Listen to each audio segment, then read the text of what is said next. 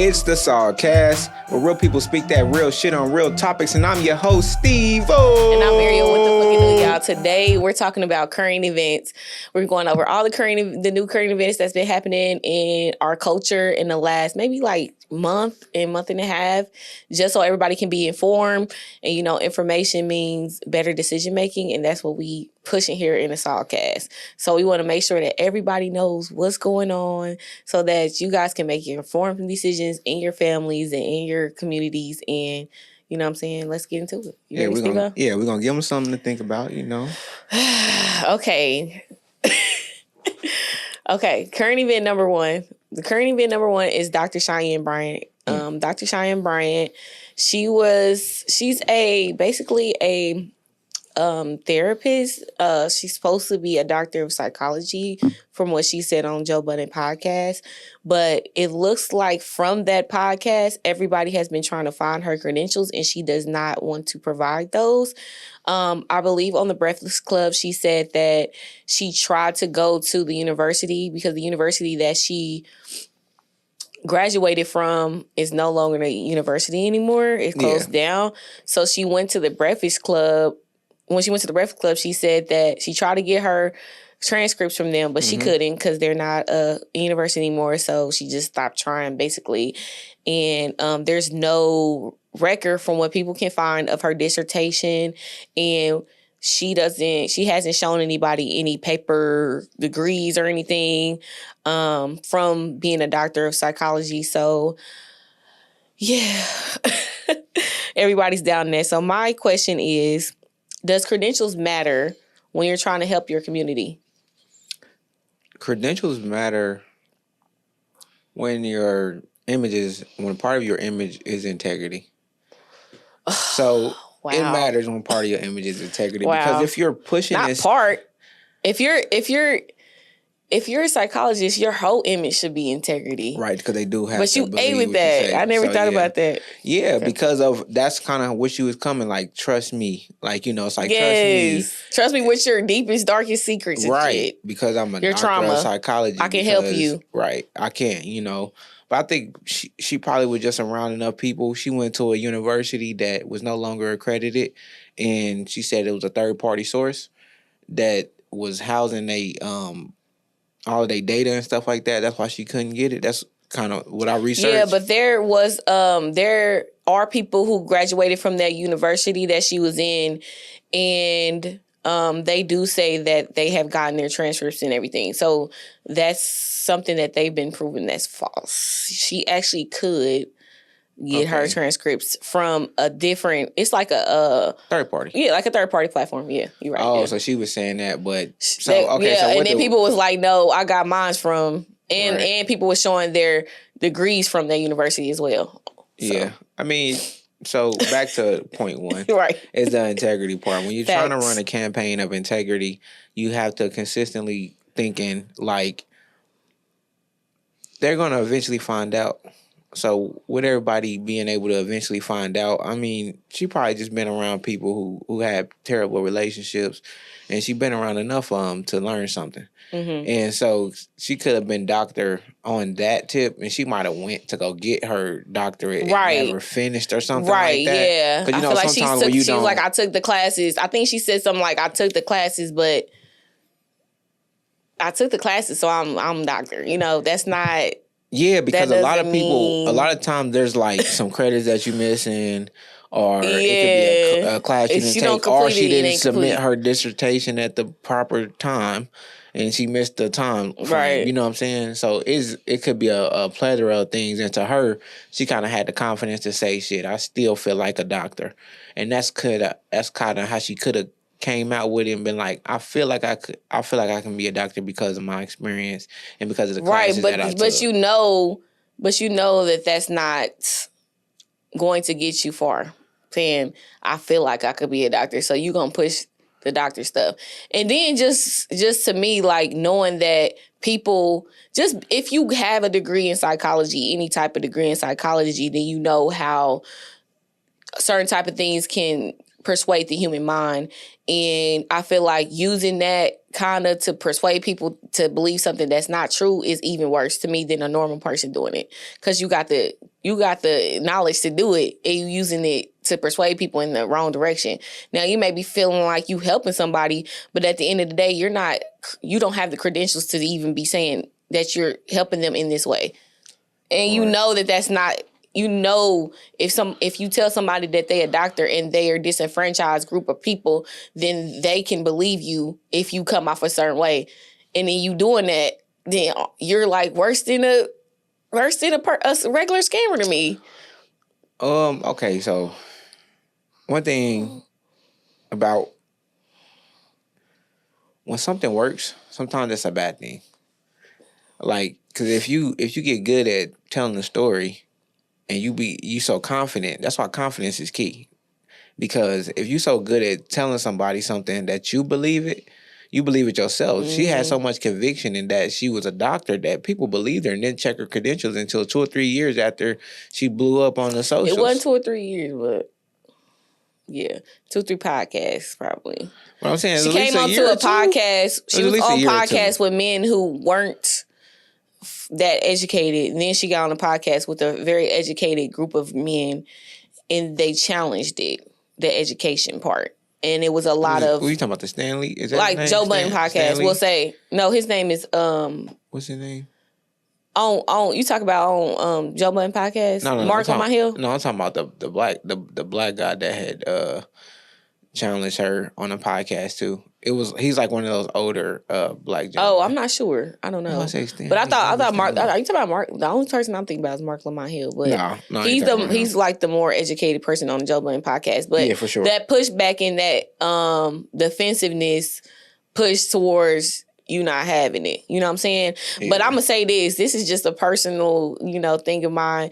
Me and my best friend had looked her up in January. You know what I'm saying? Because I always like when there's a new credentialed black person talking to the masses and getting their attention, I'm always gonna see and question the credentials of that person, because I feel like it's a lot of people that do that in the black community that scam the black community, and I cannot stand a motherfucking scammer, and I cannot stand a motherfucker who not educating black people based off of facts. You can educating on opinions is different. You know what I'm saying? Mm-hmm. But saying that it's an opinion, it isn't. If it's an opinion, it's an opinion. But coming out the woodworks, acting like you are saying it based off of facts, but it's actually your opinion on shit. I don't like that shit, because you're not really helping people. You're just saying your opinion, and you're feeding into the opinions of people who agree with you. You know what I'm saying? Okay. So that's why you would go on a Cam Newton podcast, because we know how many children he got, and we know sometimes he contradicts himself and stuff like that. So you're gonna look better on there on the Cam Newton podcast, because we know about him and stuff like that. And honestly, that was kind of taking that and running with that, knowing that she wasn't a doctor in the first place. But let me go back. So that was why I saw it, because I felt like when we was watching her, she was all opinion based. And I was like, this is not something that a therapist would say. As a woman that has a degree, in a graduate degree, I know women who have graduate degrees in therapy, in psychology. She does not act like them. She was not speaking like them. Even if you look at Dr. Umar, who actually does have a doctorate in psychology, he always based these things off facts, and he does have empathy for people. When all the facts that he knew made him want to go and start a school for black men, because he knew how disenfranchised black men was by the studies he was doing. You know what I'm saying? This person is just going around talking about relationships and stuff like that in their pen. So I already knew she wasn't no therapist in the first. I'm like, something ain't right here. Then she went to the Jeezy concert. That's in that see-through outfit, and I was like, no therapist that we know from an HBCU to a PWI will wear that shit. So I was like, no. So then we looked up her school. It was closed. We couldn't find no dissertation. We couldn't find no no degree or nothing. And I'm like, this is crazy. I just completely, first of all, I didn't really listen to her because I knew her stuff was opinion-based because I'm a graduate school professional. But then on top of that, I was like, I'm completely discarding anything she said after that. That was in January. So I guess it came out maybe like April that she wasn't back. I'll say like, with the social media, if you are confident, you can't convince others, because people are just seeing a snippet of it, and some people not even watching it, and then people get hooked on it before because you hook them by attention. Attention is one of the things that's going to be an asset in a minute. Attention is going to be an asset in a minute. Well, it is now because engagement is attention. So how many people are you getting to be attentive to your platform or to your that's the basis of basically some of the conversation we finna have. Your content, really. So yeah. But if you really listen, you would know anyway that, like you said, a lot of the stuff that she was saying was opinionated, and it just seemed like she just was going based off of, like I said earlier, just seeing things and like, oh, I seen this happen and I seen that happen, and she was sort of like kind of like in the popular crowd and the celebrity. She might have dated a basketball player or something like that. She was a video vixen. Video vixen, exactly. See what I'm saying? So I knew it was something about her that I was like, okay, that's why it's the convincing factor, because she didn't play that tug and pull game. And all you got to do when you on a podcast is play that tug and pull game with the right people. And then she's beautiful. You know what I'm saying? On top of that, right? So everybody's going to listen to what she say. Like, and that should tell you guys how much your appearance matters, because she's gorgeous, and everybody gonna listen to somebody beautiful and confident and educated. She sounded like she knew what she was talking about, so people believed her. But I'm just interested to see where everything can go from here. Yeah, to me, I just feel like she's gonna continue to do what she's doing. I saw that there were some people getting refunds back from the publisher for her book. Also, I believe that there were some lawyers saying that cases could come up because she was taking money under the guise, because the people who were giving her the money had the guise that she had a doctorate in psychology, and they thought that they were being handled by an actual therapist, and they wasn't. So that could be an issue down the line. I will say also, we have 2 podcasts on therapists, and are on our page. And one is from a therapist that's going to get, like, I think she's there, or she's getting her doctorate in psychology. And then we have one who's the movement therapist, where I don't think she went to school for that, but she's very transparent that she doesn't have a doctorate in psychology. And it does work. Right. So her references are her clients. Right, but both of them are transparent, and both of them have a certain demeanor about them, and both of them understand the ethics, morals, and everything of that. I want to also point one thing, because I keep on, but anyway, it was something about the licensing, and that's what came up on the Joe Budden podcast for everybody to start trying to figure out whether or not she had her doctorate. She was saying she was operating with no license, and if you have a doctorate in psychology, what's the point in operating with no license? You know what I'm saying? What do you need to operate with no license for? A license helps make sure that the ethics, the morals, and the values of the clients and the people that you're helping are protected. That's the reason for it. It's no other reason other than that. So she was trying to bring up insurance and all that stuff. That she was saying that you had to have 6 weeks to get paid from insurance. That's not true. Like, it was a lot of things. I know that when I was younger, I got, not saying my situation, because I know one situation ain't everybody's, but I know when I was younger and I went to therapy, my mom got me in therapy, it was paid by my insurance day one. But she was saying things that just wasn't consistent to where a therapist would say. And so a lot of people have been pushing back on that, and I feel like now that you guys know what you know, you can keep listening or you can tune out. But that's really it's all on you, pal. Bucko. You said what? I said it's all on you, pal.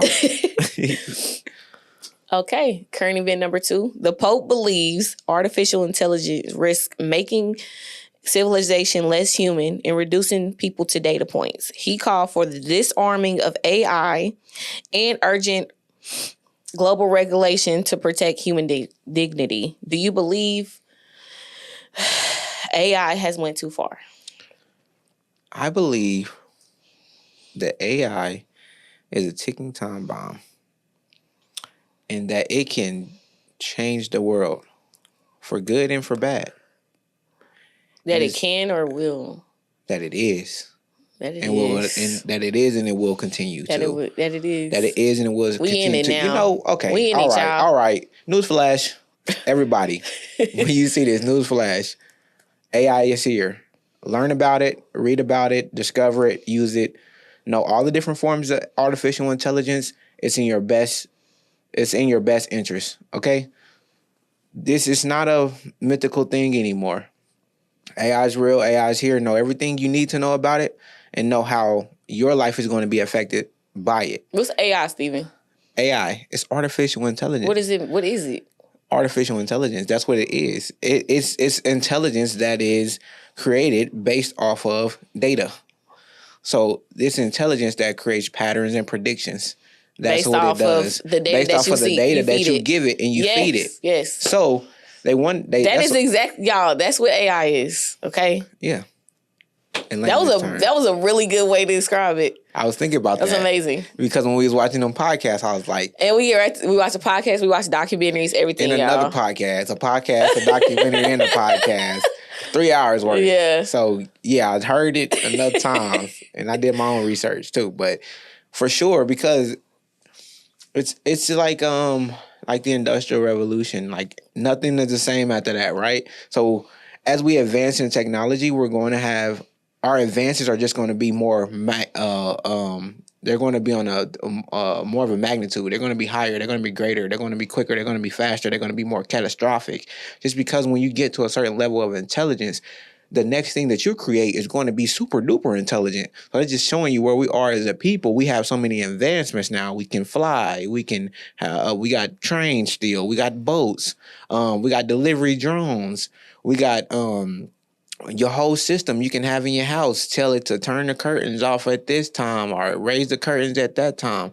All of that stuff is here. So this is just the next iteration of a lot of those things. And I think it's a danger, but it also could be a tool. You know, it's a weapon and a tool at the same time. But the only thing is just the reason why it's so dangerous as a weapon because of the integrity part, right? Because the people that are programming these systems that are creating these companies behind it, they're not incentivized for keeping the bias low or keeping the bias fair, I shall say. So they're incentivized by who has the most strongest, who has the most powerfulest tool, whose artificial intelligence can be the most intelligent. And one thing I'll say to y'all is be careful, because when y'all talking to these chat bots and things of that nature, you're getting your data. They're learning you. You don't want to give it too much, because once you give it too much, you start to become dependent on it. You don't want to be dependent. You want to use it as a tool. You know what I'm saying? Don't be dependent on it. Just use it as a tool. So yes, it can be catastrophic, and everybody just has to learn about it at this point. Yeah, they were saying that the first AI was DeepMind by Google, and then OpenAI came, and then the co-founders, Dario, I believe, and Daniela, who are brother and sister, they were working for OpenAI. Then they made Anthropic, yep, which is Claude.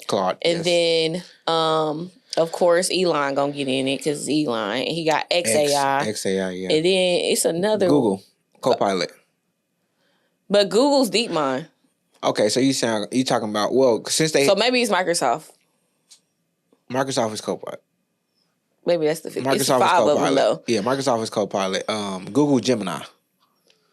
But no, I'm saying DeepMind is that's Google, period. Yeah, that's Google. And then from there is 5 people. So that's representation of Google. But then they were saying like it's 5 main men who are doing it.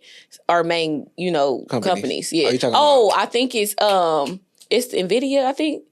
Because it's a Chinese one. That's the 5th one. No, that's NVIDIA. That's DeepSeek. DeepSeek. That's China. Yes, that's China. So China has one. The other 4 people are American. But nope.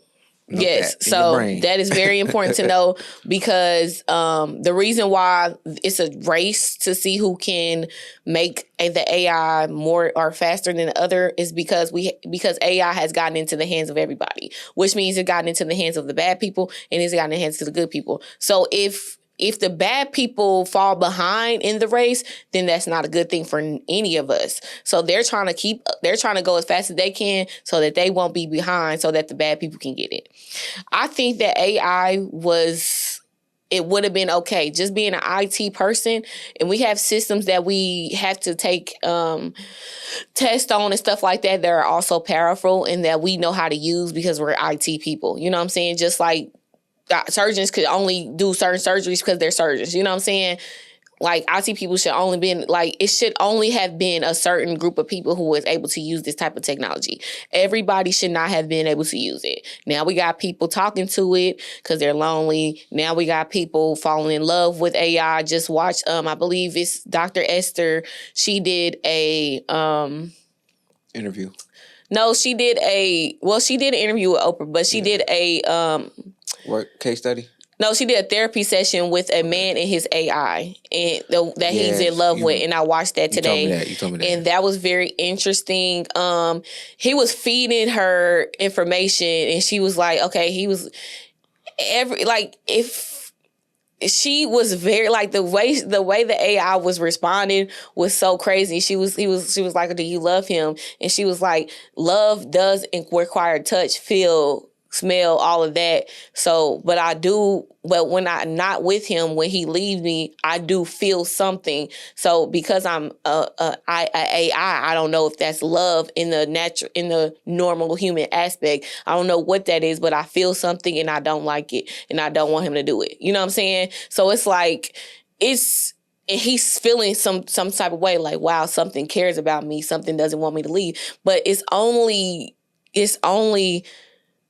telling him or showing him love in a way that he would only him would love, you know what I'm saying? And then to me, the creepy part about that also was that the AI sounded like a child, like she sounded like a young girl, and she sounded like nervous when she was talking. Her disposition was kind of like nervousness, and it was like, so you're fell in love with the AI that sounds like a little girl who's like nervous, you know what I'm saying?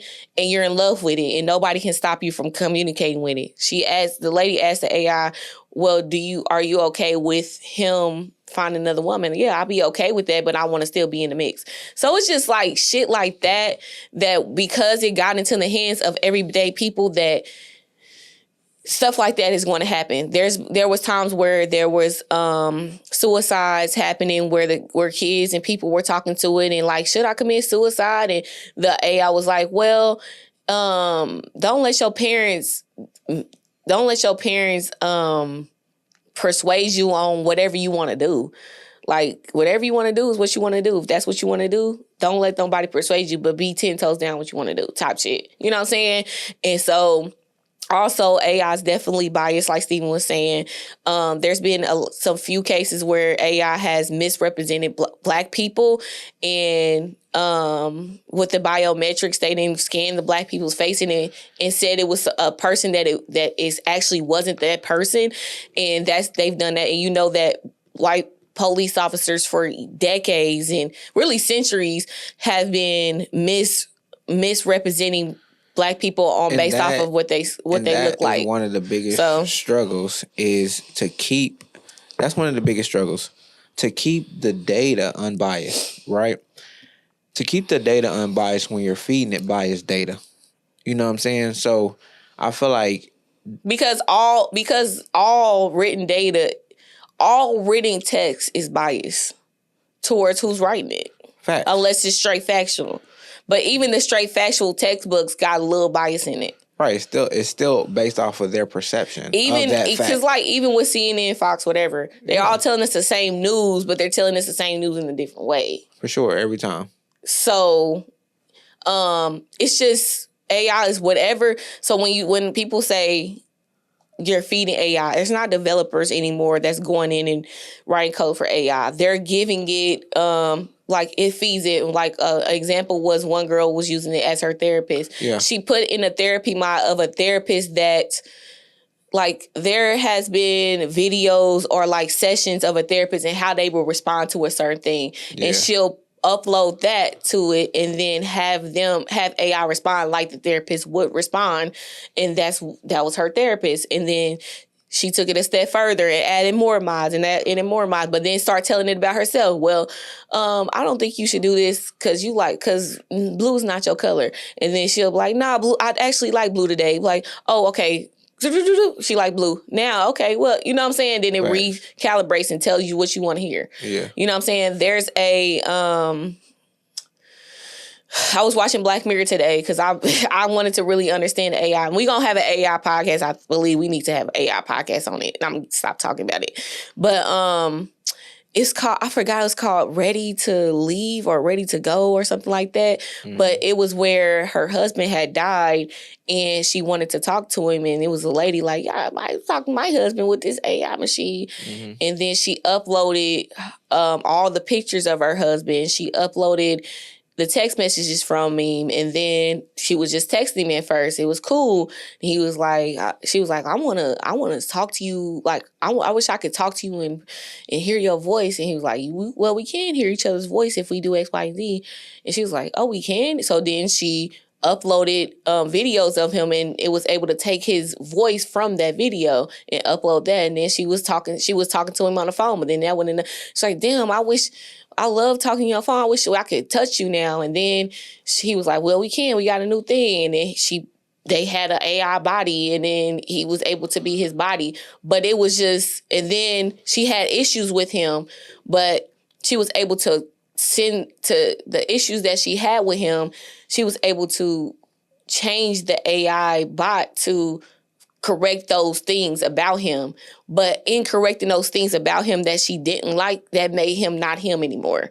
And then it was just not, it's a bot, you know what I'm saying? That's not even that person. At the end of the episode, that it was like he was about to kill it, or she wanted the bot to kill itself. And he was just like, okay, I'll jump. She was like, jump off. And he was like, okay, I'll jump off. And she was like, well, my husband wouldn't want to jump off. And he like, well, what would he want to do? And he would want to stay. And then the AI bot said, please, I don't want to die. Please. It started changing the way he was moving. And then she just lost her fucking mind after that. And ended up keeping the fucking AI upstairs. Like, and ended up having a baby by the fucking AI. Like, it was crazy. You know what I'm saying? She took it too fucking far. And I think that's what it showed. And honestly, that's where we at. Pretty much. I mean, we got robotics. We got artificial intelligence. They're testing that out already, I'm sure. So in the next probably 2 to 3 years, we'll see somebody have it. Yeah. Current event number 3. Spencer Pratt of the MTV show called The Hills. He is running for mayor of Los Angeles, California.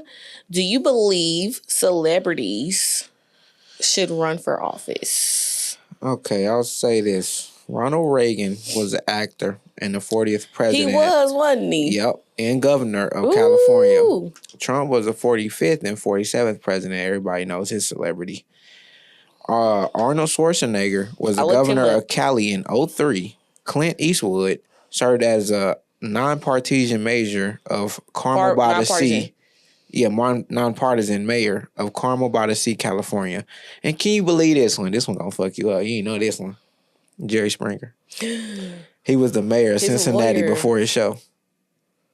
Makes sense. I think he was a lawyer too, though. He might have been. He might have practiced law and then became the mayor. I didn't know that's my dog. He was a mayor. I said a mayor. I didn't watch this show. But that's different. He was a mayor before he was Jerry Springer. You know, that's crazy though. That's a crazy flip. He's sick. But he was sick. Nah, he knew how ghetto it was being a lawyer and being in the system, the judicial system. Yeah, he knew how ghetto some of his districts was in Tennessee. So he said, "Be on my show, make me some money." But I wouldn't be surprised if Bar used to be. What was the question? How do you feel about celebrities being in politics? Now, it's not for everybody, but if they got the stomach for it and they had the connections for it, go ahead, do it. we're in another era where we advance things and things change a little bit because you get a certain celebrity now be in certain positions anyway. So I don't really see a bad thing. Yeah, I looked up Arnold Schwarzenegger's record, and it seems like he went in, I believe, I think he was Republican or something like that, but then he went in thinking that he was going to solely do things based off of politics and policies and stuff like that. But then he switched it to start listening to more of the community, what they wanted, and he kind of did. He was the governor when we went through the 2008 crisis or whatever, the housing crisis. I think that's what that was. It was like a government. Yeah. It was like a economic issues, whatever. The housing crisis or the stock crash, right? And he completely destroyed not destroyed, but he did overdo the budget, and he didn't. It's a lot of political things that he missed the mark on, as far as like budgeting and stuff like that. Stuff goes into policy too, writing policy stuff. I'm missing a little bit, something here, listen, something there. You know what I'm saying? When you don't have a degree and stuff, or if that's not your life's work, then you're going to make mistakes when you get in there, and mistakes in policy and government can affect the people. You know what I'm saying? For sure. So I feel like it's okay for celebrities to do that. I just feel like they definitely need to partner with somebody political that's strong. Yeah, their team matters. Yeah, that's strong so that they can do it. Just like Obama, because Obama, even though he was a political figure before, he definitely had like Joe Biden as his vice president. That's because Joe Biden was a historic in politics. He was in politics his whole life. For sure. I think his dad was too, or something like that. Probably. So his whole life was politics, and he knew everybody. So having him there helped get some things done, making sure that when I write a policy or if I write some laws, I won't miss it here. I won't miss the mark here. And your team matters too, because part of your team matters, and politics is about connections. You know what I'm saying? Yeah. They go with who's winning for real. Like, who do we feel like can advance us is really what politics is about. That's a part of what I say. Like, same thing. Like when they say ain't no feelings in business. Mm-hmm. It's a similar thing. In politics, it's even less feelings. Right. You know what I'm saying? Than business, because a lot of people, they operate business. They're CEOs, they're CFOs, CIOs, and things of that nature. And so them, it's a different type of loyalty to that. For them, it's just leverage. Right. Loyalty over leverage. It's really leverage. It's like, how can I get to this position? And Obama knew he had the charisma to get the majority of people, but if he had a Joe Biden beside him running as VP, he could have that extra backing that he needed from those other voters, and also when he got in to pass certain things that he needed to pass. Mm-hmm. Because if you got somebody who's a vet in there and he by your side, like VP, they like, oh, they shaking hands and kissing babies together. Yeah. He decent with me. Mm-hmm. So it's really about leverage a lot of times when it comes to politics. So, and anytime you get too far up there into the power structure, it's about leverage. And sometimes there's some loyalty there, but at the same time, you know that every man has a plan. Right. And so Spencer's house was completely destroyed by the fires in the Palisades, and I feel like that's probably why. And he feels like he feels like their community didn't get a lot of assistance from Los Angeles after that. And they feel like they was kind of the cause of that. So I feel like that was a push towards that. And if you got something like that behind you, then I understand it. Also, he's trying to be harder on homelessness too, because he feels like we even had this conversation before about San Francisco, where a lot of people in San Francisco believe that homelessness is not taken that seriously, and it does affect the businesses in that city. So I think in Los Angeles, he's trying to he's running on that, or trying to help with that as well. So like me and Steven said, as long as you got somebody, to me, backing your play that's in the politics, I don't see nothing wrong with it either, because you got if you're a celebrity, you got a lot of pull. It's really a smart move for you. Nah, for real. To go it's gonna take you from not taking seriously to taking super seriously. They at least gonna pay attention. For sure. Okay. Number 4, Drake surpassed Michael Jackson for being the male artist with the most number ones on Billboard. Since streaming is counted, does that really compare to Michael Jackson, in your opinion? No. And if you say so, that's propaganda. Right. It's not factual. It's just based off of circumstances. Now, circumstantially speaking, you have to, when they move the goalposts, they don't want to move the goalposts for the things that actually matter. They want to move the goalposts for the things that should advance the community. They not moving the goalposts for shit like this. This is the shit that you need to move the goalposts for, because now you have to have... They did move the goalposts. You know what I'm saying? You have to have a buffer in there. The goalposts used to be sales. Now it's streams. They moved it. The goalposts used to be as many people that go buy your record. Now it's as many people that listen to your record. No, that's what I'm saying the goalpost, where since now that we have streams, we have to have a what do you call that? To where you say this many streams count as this many sales. They did. What I'm saying, but it has to be fair. They did. I don't think it's fair, because for him to get the number ones, and he's over, like, people are listening to that shit. No, but I'm saying we have so many devices now that you can listen to that on your iPad, you can listen to that motherfucker on your TV, and then listen to that on your phone. Like that's three plays that he's getting automatically. Right. Like, okay, if we want to talk about streams and plays, people are playing music more because they're in the house more than they was when Michael Jackson was out. Okay, so yes, he might get more people to play his record. So if we're talking about that specifically, okay, yes, but I don't think he got. I personally do not believe that. No, saying. No, let me say what I'm gonna say. I don't think that he. If Michael Jackson could count streams, he wouldn't be nowhere near Michael Jackson. You know how many times our family listens to Michael Jackson when it came out? You know how many times somebody would have had to replay Thriller to learn a dance? No, for sure. For sure. Like, people was playing out them CDs over and over and over and over and over. So I don't, like you said, there's 3 devices you can listen to this on. When back then you could only listen to it on a CD, and you could only play it as many times. And if the CD broke, you had to go get another one. You know what I'm saying? He definitely is nowhere near Michael Jackson. And you can tell by the way the fans respond to him. They ain't passing out. No, for sure. Because I would say for one, like Drake, like I love Drake though. Don't get me wrong. I feel like Drake is one of the most talented artists that's came out. He is the most talented artist right now in our generation. Right now, and he's like he's number one right now. He's like one of those, but better than Michael Jackson is crazy.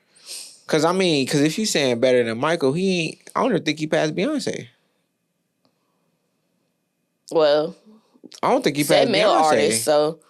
I'm just saying it. Okay, male artist. Okay, male artist. We don't know. We didn't even say artist all the time. I'm just okay. Right. I'm just saying right. Male artist. That's okay. interesting. Because I'm about to say I don't even see him big as Beyonce. So we really want to, get to talking. I'm like, that's something to say. I'm like, you can't even.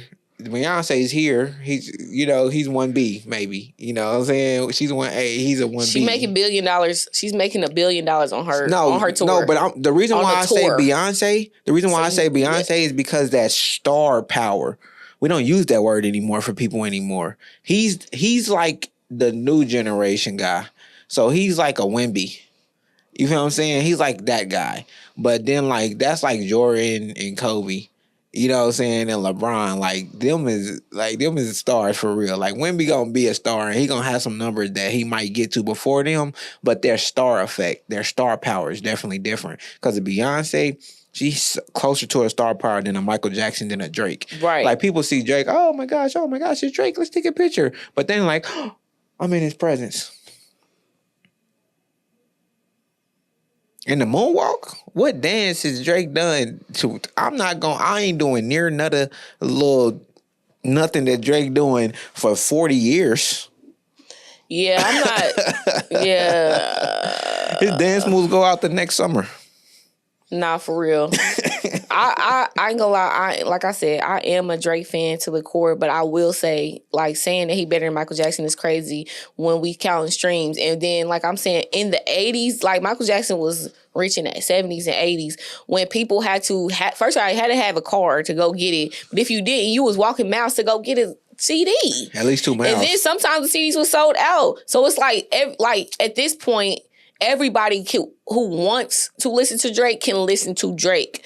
Back then, if you wanted to listen to Michael Jackson, if you really wanted to, you probably couldn't even listen to him. You had to put the feet to the pavement. Everybody who has the ability to listen to Drake is listening to him. Everybody who had the ability to listen to Michael wasn't even able to listen to Michael. It was income restrictions and all that from people even buying the CD. Or buying the record. You got to have a record player to play the record. You know what I'm saying? Like, and Michael Jackson was on that level with the people that could assess that he was accessible to. So you know what I say? This is why that's not even you can't compare when you got access to everybody versus you only got the only people you got access to 100% of them want to listen to you. Versus you having access to everybody and 60% want to listen to you. That's different. The thing I'll say too is the reason why I say eras. Anytime we talk about greatness, whether it comes to entertainment, whether it comes to sports, whether it comes to politics, whether it comes for just influence, if we want to say that in general, I always put everything in eras because I feel like we do a disservice to all the greatness of these individuals when we try to put everybody from the same era. I think Michael Jordan said that. From the same era in the same bucket. So I think like okay, if we want to go basketball, okay, you got Mike, and then you got LeBron. Right now, the next thing, Kobe's in between, and then you got what's his name, Wemby now, right? Okay, got Steph. You got Steph, monumental guy that changed the game a little bit with the 3-pointers. Everybody wanted to change. Everybody wanted to do that. You are a fan. Everybody wanted to. They'll say a little bit. If we want to go further back, he takes a shot and then walks away and it goes in there. That's what I'm saying. Clyde the Glide, Drexler, like people like that, Wilt Chamberlain. But then even if we just talking about Bill Russell. Even if we just talk, and then if we go back over here and we talk about the entertainment business, then you got the Drakes, the Lil Waynes, the Beyoncés. Then you got Michael Jackson, and then you got all those artists like that. If you want to go, the further back, Barry White, all of them artists that really made monumental changes and people was really affected by their music. You know what I'm saying? Because music is like therapy to some people, and music is a way of life for a lot of people, and it kind of helps you get in the rhythm. So I think it's just eras, and I just put him as one of the greatest of our era, arguably the greatest of our era. I would say Drake, and then Mike Jack was a greatest, arguably the greatest of his era too, because Prince was a dog as well back then. So we can't, it's an honorable mention that we can't forget. Yeah. Okay. Next current event is President Trump reached a settlement on May 26, resolving a lawsuit over leaked tax records. This deal forever bars the IRS from auditing Trump and establishes a $1.8 billion anti-weaponization fund. Are you surprised? I'm going to go first because I want to break down what the fuck happened for real. So Trump was suing I'm going to tell y'all exactly what happened. Try to say it in the easiest way to absorb as possible. Trump was suing the IRS for $10 billion.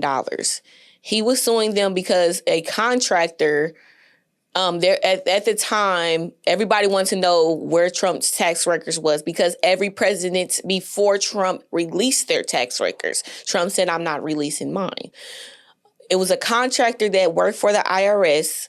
He leaked the tax records. He's been convicted since then. Trump sued the IRS for that leak. Okay? That's the $10 billion lawsuit. 2 days before, okay, that was 2 days before this actual event happened. There was an event that was supposed to happen with the, within the court. that the judge ordered. The judge said, we need to talk among plaintiff and defendant to see if this is even something that we can try based off of Article 3. Article 3 says the issue was, can this man sue a government agency that he is over? Based off of Article 3, he should not be able to do that. They were going to talk about that 2 days after. Like, they were scheduled to talk about that 2 days after. But 2 days before that is when he did his, the settlement with the IRS. So before they could ask and they could come together and see if this is even a lawsuit that he can even have, and it would have got thrown out based off of Article 3, he reached a settlement with the IRS conveniently before that. That settlement said, well, I ain't gonna, basically the settlement was Trump was suing them, right? So he said it's like a victimless something settlement or something like that, where you as the person who's suing the IRS saying, I'm not gonna sue y'all no more if y'all give me what I want. Trump said he wants to never be, he never wants to get audited. Nobody's going to look at his records. Nobody's going to go into it. Nobody can open it. Nobody can do it under that. Yeah, it's for from that date and before. Yeah. So it's that date and before. That's important too. So it's that date and before. And then also, so yeah, that was a part of it. And also this anti-weaponization fund for people who feel like the government has weaponized them or has done something to them in some type of way where they can get compensation for it. For sure. So that was a settlement to him from the IRS. And they was like, hold on. Because they was finna so on the same day, Congress came together and said, no, we need to take back that refusal and this settlement and just throw it out because he's not supposed to, like, on a jurisdiction throw out versus on a settlement throw out. So versus him getting whatever he want, let's just throw it out, period, because he knows it's some bullshit. You know what I'm saying? And he know based off Article 3, he can't do that. How the fuck is you gonna sue a company that you own? How you gonna sue a whole bunch of people that work for you? That's unconstitutional. He did, though. So everybody's saying it's corrupt and everything like that. Are we surprised? No. This is a person who has 39 felonies. This is a criminal that's doing criminal shit. Am I surprised? No. Why would anybody be surprised by this? This is crazy. We go back to the celebrity. No, I'm not surprised. We go back to the celebrity part. And with celebrity, they become more human. Because a celebrity is just a popular person. They're just a popular citizen. Mm-hmm. That's it. So with him being a popular citizen, if anybody could bend the rules, they would. Especially the rules of America. What? The rules of America are easy to bend. So you're saying I cannot be audited for the rest of my life, or from nothing that I did before this? From now, and I'm the richest I've ever been? Bro, thank you. Appreciate you. And I get a fund that I have jurisdiction over. And it's over a settlement. Because I'm going to say, I don't want to sue you anymore. I don't want to sue you no more. But that's what I said with the celebrity. It looks like he had the power to stop this shit. Like, it's like they were giving him the power to stop it. Versus, it should have been the IRS had the power in that situation. But it was he had the power because he was suing the IRS. So the thing about the thing is that the propaganda. Remember when I said that again, that works well in politics. One thing that Trump does well is plays the image thing. He knows that a lot of people read they don't read the whole article, they read the headlines, right? And he knows that he can say something and he'll say something and 5 minutes of what he says is going to be posted.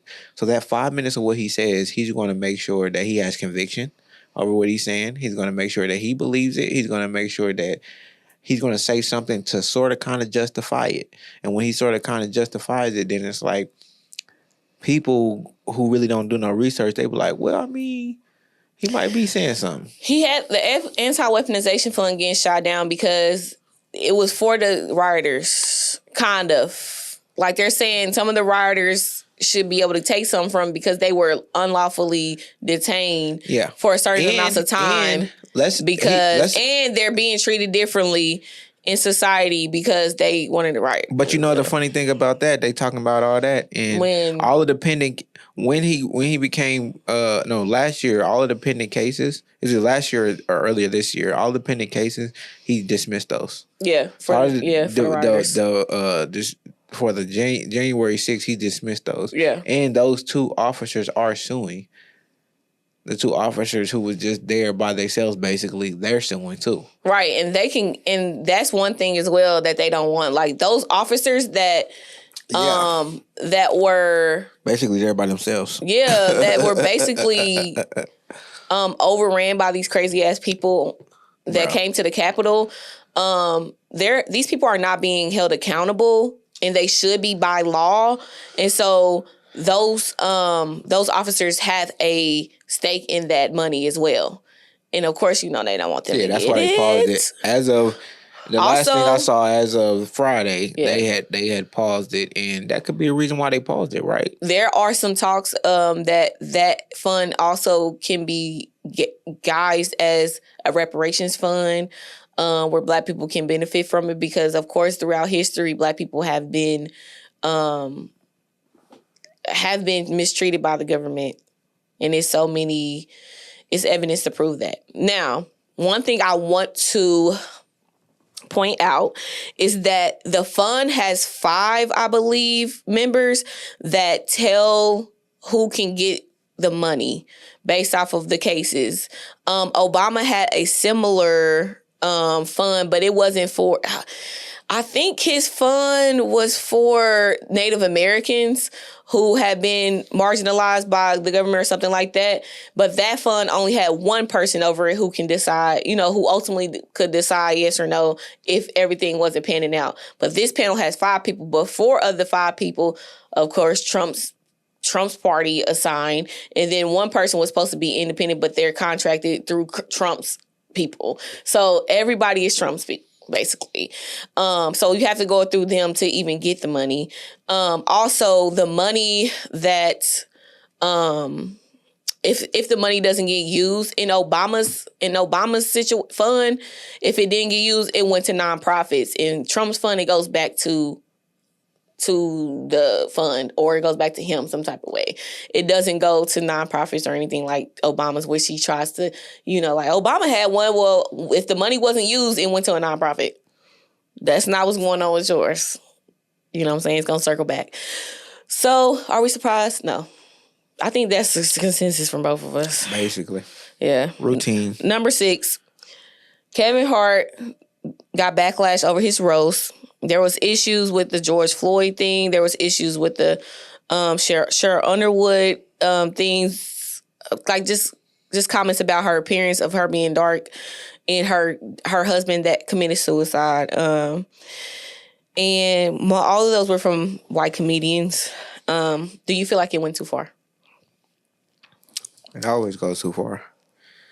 When it's a melanated person, right? I think that comedy is one of those things where you want to say the truth. And a lot of comedians, they say the truth in a comical way, right? If you think about all of them talk about trauma, but they hee and ha about it, right? Comedy is a way, that's why they say, like, a lot of times they're like, if that person's joking, it's the truth in that joke. That's facts. Because if a person saying something lightheartedly, then that means that maybe they just don't want the responsibility of actually having to say what they really feel. And then sometimes if a person is a comedian, that's the way that they orate their feelings in general. Like, comedians are orators, and that's the way that they speak their feelings is through their craft. Mm-hmm. So if they really feel like that, some people are desensitized to trauma. And some people, like, especially some of these folks on there, 40s, 50s, they done took hella losses. To them, that's how they get over it. Some people like, ha, ha, ha. But it's to the expense of your detriment. You know what I'm saying? That's why I feel like you have to have some empathy. And I feel like certain situations you shouldn't touch on just because you know how sensitive they are. And I feel like some people don't care and they cross those lines anyway because they already kind of feel that way. And if you really cross a line, whether it's for comedy, whether it's for whatever entertainment, whether it's just because you're speaking your truth, that's how you feel. You know what I'm saying? So it's still them saying how they feel. So I kind of believe that we have to really hold people accountable for that. But then once you hold them accountable, like some of them comedians that said that most people that they're saying that about, they probably don't even support that. Mm-hmm. You know what I'm saying? They probably don't even support that comedian, but it just shows you still that we're in America, and what that's the reason why our AI has biases, right? Because they have comedians that are biased, they have politicians that are biased, they have everybody that's biased. So, I just believe that we're at a point in time where it's more sensitive out there too. Mm-hmm. And you kind of got to watch what you say. And some of those people were used to the people who were speaking bluntly. And it's a little different time frame now. So you kind of got to adjust a bit more and really be more empathetic because some of that stuff is just kind of bullshit. I feel like the Kevin Hart roast was just roast. I love roast. I'm gonna preface that. I love roast. I'm a stand-up comedian. I love when people joan on people. Like back in the day, like in that where we from, people be joning. And even with like on the Housewives where they say they read somebody, it's facts. The best reads, the best jones. The best comedy is based off facts. So I will say that. But one thing I will say is, if you are going to have a Kevin Hart roast and he's the host and it's on him how far things can go, then it's going to go far. Right. You know what I'm saying? He's a person who we all know that will do a lot of things for money. You know what I'm saying? We've seen him. I think he just signed over his name for some money. You know what I'm saying? He will probably do just about anything for money. You can tell by the movies he do and how him and The Rock interact with each other on TV for money. And it's just a lot of things that this man will do for money. So am I surprised that he will let somebody call him a N-word for money? A white person who he knows is racist for money? He probably went out of his way to call that specific, I'm not going to say his name on here because I don't give a fuck about that motherfucker. But that specific white comedian, I'm sure he went out his way to find him so that the outrage can happen. You know what I'm saying? Am I shocked by Kevin Hart being a sellout? No. No. This is definitely what it would have been. I'm glad that they had some kind of balance because everybody really not that great at comedy who was up there like that. But then they had one of the greatest comedians of all time, Cat Williams, come on and balanced everything out. You know what I'm saying? Get back on Kevin's ass, like, because it's a Kevin Hart roast. He got back on Kevin. You know what I'm saying? And then I like Chelsea Handler, even though, there was things she said. I would see Regina Hall said some things that was kind of crazy too. Right. But it's like, it's a roast, like, of Kevin Hart. So anything goes here. Anything you could possibly think of that's terrible. And then you got to think about this. Me and Steven grew up in Indiana, and not saying we grew up around all white people, but I feel like probably like middle school up was white. You know what I'm saying? Well, we was around more white people, and then we incorporated, and white people be having like racist jokes all the time that they just throw out there. Am I surprised? No. Like, if it's going to be a roast about a black person, you're going to get called a jigaboo. Something. They're going to be racist. They can't help it. They're like, gonna throw some cotton in I remember that the nurses be saying, like, in the nursing homes, the dementia patients don't remember nothing but being racist. They'll call you nigga real quick. They don't remember. White people is in a fucking cerebellum that they're going to call you a racist thing. They're racist inherently. So it's like, to think that we're going to have a roast about a black person and it's not going to get racist. It's insane work. When y'all heard about a Kevin Hart roast, y'all should have known anything was possible. Anything was possible. So am I shocked? No. Did it make me feel some type of way? No. I'm glad it was about Kevin Hart. And everybody who went up there, knowing who Kevin Hart is, Kevin Hart always giving people money on the side, helping them with their family and all that. Yeah. So that's probably why they was up there. So you really did it for money too. You know what I'm saying? A lot of y'all up there knowing how he moved. It was a lot of comedians that didn't go up there. It was a lot of comedians they asked to go up there, like Eddie Murphy, and I think they asked Chris Rock and Dave Chappelle. Did they go? No, y'all didn't see them up there because they don't want to participate in the clownery, the buffoonery. But some motherfuckers was up there. It was some motherfuckers up there. For sure. That knew it was gonna be it was gonna be racist, it was gonna be nasty and filthy, and they didn't want to be they face to be in it. The people who was up there, I don't really give a damn. You already know what's gonna happen. You signed up for a clownery and you got clownery. I'm not. Am I shocked? No. Not am I shocked. Is it gonna happen again? Probably. It's Kevin Hart. It's gonna get racist in this bitch. And he's gonna be okay with it if he get a check. I don't really watch him that often anyway, so. Facts. Number 7, 75-year-old woman dies after a fight in Tim Hortons in Fort Wayne. Who is responsible for her death? All parties involved. Yeah. All parties involved. Where we want to start first? We want to start with the older lady, or you want to start with the kids? I'll say this. I only have one thing to say on this. I ain't gonna lie because I ain't gonna go too far on it. Because you can go watch the video. The police put out the video because the public was saying that they killed this old lady. You know what I'm saying? They did. Not saying that they didn't, but I'm saying that they put it out so you can make your own judgment on it. I would say this. I told my mama, if somebody mess up your coffee at Starbucks, don't get your motherfucking ass out the car trying to prove a point. I don't give a fuck what it is. Don't get crazy with nobody at no place about nothing like that. That's not even that serious. You know what I'm saying? The lady got out, like the lady was in, it seemed like she was in the drive-thru, and then she got out her car because something happened. Maybe there was a confrontation in the drive-thru. She got out to confront the people in there. And she was standing there for a little minute before they even acknowledged her. So it was like, not saying it's nobody's fault or anything. I'm just saying I don't want my older women in my life to even do nothing like that.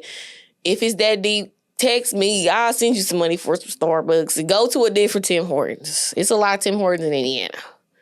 Don't let nothing like that make you that mad to where you can die. You know what I'm saying? Because they didn't know that this lady had she might have had some type of heart issues or something like that to where she can't even get that. I know she was hype. I know she was lit. Didn't they fault? I'm sure that something happened. You know what I'm saying? And everybody don't have respect for old people no more. Motherfuckers don't have respect anyways. We know how the young people moving. So I would just say, don't let nobody get you that out of pocket to where you going to get out your car and cut somebody out over some McDonald's, Taco Bell, Tim Hortons. Who gives a fuck? That's all I gotta say. So I say all parties involved because the older lady, to your point, we have to educate ourselves on the current times, right? You have to update yourself on what's going on to be realistic. So realistically speaking, the respect isn't there like it used to be for our elders, for certain generations. Other generations, yes. These younger generations, what is that? What are they? Gen Z. Yeah. Gen Z, they don't have as much respect, right? So that's the problem that we have. Knowing that you're probably talking to a Gen Zer, know how they're going to respond, right? They want so much respect and they ain't even done nothing for real to earn it.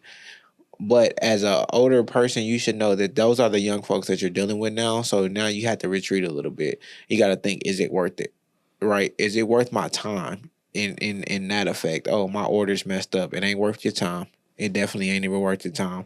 Like you said, go somewhere else. Or just go on about your day because it is what it is. Call your daughter. Right. Call your son. Invent about it. Yeah. Don't be confronting people about shit like that no more, y'all. Like, no, we can't do it. It's not the same. It's not the same. It's not the same. We don't live in the same life no more. We definitely don't live in y'all's life. The 7-year-olds, we definitely don't live in that time. Nah, for real, because they be yelling and screaming and people. They do. But at the same time, too, it's also on the kids because, I mean, not for real. Let them get you out your character as an older adult. I see some of them as senile anyway. Once they get past 60, I know they a little loose as a goose up top. Yeah, as a motherfucker who was younger and argued with older people, because I don't really play that shit. I don't play that shit from old people. Like, so when I first started, I was like, when the older lady had smacked the girl, I was like, if an old lady comes smack me, I'm gonna smack the fuck out that bitch on the hood. But that's my thing though. I'm ignorant, you know what I'm saying? But I'm saying though, don't smack the fuck out of me. But then again, if she came in there talking shit, then I'm gonna be like, hey man, lady, hey, I'm not even gonna go there with her. But if she smack me in my face, we probably gonna fight. You know what I'm saying? But I'm saying that's why I'm telling. I feel like that. You know what I'm saying? I'll beat bitch ass. So it's like I feel like that. So I can't even imagine how somebody else feel that has no empathy for the person. And it's like, that's why I said don't even get out the car on no shit like this. Fuck this shit. So and why I say it's they folk fault because like I said, I see older people see now anyway after they get like 60 years old. So to me, it wouldn't have been no big thing. Like she would have jumped out, hop out the car. I'm like, okay, look, I solve problems for a living. So I would have been like, look, we messed up your order. What can we do? You know, can we throw something in? Ask the manager or the lead on shift. Can we throw something in for her? What if you got smacked in your mouth by an older man? He's not. Well, he's not. If you get smacked in the mouth, he's not gonna smack me. What if an older man smacked you? This is what happened in the situation. He's not gonna smack me because I got situational awareness. No, I'm saying, what if he did smack you? What would you do? He's not gonna smack me. But if an old man did, you wouldn't do nothing. He's not gonna smack me. I'm just saying, if an old man did, you wouldn't. I would never be in that position. So you can't have if a 75-year-old smack you right now, you ain't gonna smack him back. Bro, a 75-year-old. You're not gonna smack him back. If I see him getting riled up, I'm not even finna go there with him. What if he smack you though? The thing is, I got mind control over Debo. He ain't gonna smack me. What if he do smack you though? He not. But if he do? But he not. That's what I'm saying. You full of shit. That's why you're not real. You're not real because if somebody smack you, you're not gonna smack him back. He's not gonna smack me. You're like, bro, you're old. Fuck it. You smack the fuck out of me. You like, you're old. You smack the fuck out of me. You're cool, bro. He's not gonna smack me. You cool, bro. He's not gonna smack me. But if he did, he's not. Because I'm gonna de-escalate the situation. But if you couldn't, man, I can. But I'm saying, if ain't no 70-year-old alive that I can't de-escalate. That's your opinion. That's not a fact. You don't know that. What you mean? These niggas got dementia shit be swinging on niggas. And you okay? I'ma duck that nigga. And he gonna fall. And I'm like, damn, look at old school. And he gonna die. You like, damn, he wouldn't have ducked. They let him connect. He would have passed out. Hell no, I ain't let him connect. I ain't let him connect. I ain't ducking. I might so somebody hit you, it ain't gonna never happen. Like, I can't take shit like that. Old 70-year-old, bro, most of the time, they just yelling, bro. So I'm like, you just want a solution to your problem. He's not gonna smack me, bro. All right. I'm gonna de-escalate the situation. What if daddy smack you? You gonna smack me back? What? That's crazy. No, I'm not. Right. You don't never be. I ain't gonna smack him back. That's my elder. That's my dad. I ain't gonna do that. Like, especially if it's justifiable. I might block it though. I'll block it, but if he hit me again, I'm gonna tear his ass up. If he hit me twice, though, I'm gonna fucking up. The first time, I'm gonna block it. There's the answer, y'all. That's the answer. I had to just bring my dad into it. That's the answer. That's not. It's 75. I'm just saying. Hell no. If that's a different. man that's old, that's your elder. Because we just talking about. You're saying elders in general. That's my dad, though. So talk about that hit you twice, but a regular person would once. A regular person not gonna hit me. I'm gonna de-escalate it. So de-escalate the situation. That's my thing. Okay. All right. Last topic. TSA confirms that they will not be checking for drugs. However, if it's found by law enforcement, they're gonna send it to law enforcement in that state, and then they'll do whatever they want to. Why do you think they're announcing this right now? I don't know why they're announcing it. It sounds like a trap, but all I can say is know all your state regulations. Yeah, facts. That's it. I'll say this. I feel like just a person who travel often, the prices have gone up. I think that they said that since Spirit's been gone, prices have gone up like 20%, like on average. You know what I'm saying? But in the markets where Spirit was the majority of the market, like 30% of flights out of Fort Lauderdale were Spirit flights. Those places is more expensive. You know what I'm saying? And then American Airlines, I think their sales have gone up like 20% since then. They're up from last year. All the other airlines are up from last year because nobody's flying Spirit no more. But they're not up that much. And I think like 20% of travelers they haven't been traveling since, you know what I'm saying, than what normally people begin me traveling. So I'll say this. I feel like it's more expensive to travel right now. And we have a criminal that's in office, and he let you criminals know, you can fly with that shit, my dog. And I'm cool. The president is a criminal. He like, if you want to fly, nigga, you can fly. We ain't gonna lock you up. But if they find that shit, the state can lock you up. So make sure you're doing it right, basically. Yeah. If you know your state regulations and laws. Then, so I feel like right now, if you got money to fly, you in a good position financially, or you probably doing some fucked up ass scamming that shit, or you probably doing some illegal shit. You know what I'm saying? So he let all the people who got illegal money know, I ain't worried about y'all. We just worry about people who try to kill, we don't want nobody blow up nothing, we don't want nobody shoot up nothing. But if you just have a good time, have your good time. Just make sure you do it right. And I think that's why he said that. There you go. And it's the SawCast. Thank you so much for listening. Like, share, subscribe. And tune in. Tell your mama, your sister, auntie, cousin, brother. Goddamn. Yeah, and we'll see you guys in 2 weeks. Bye.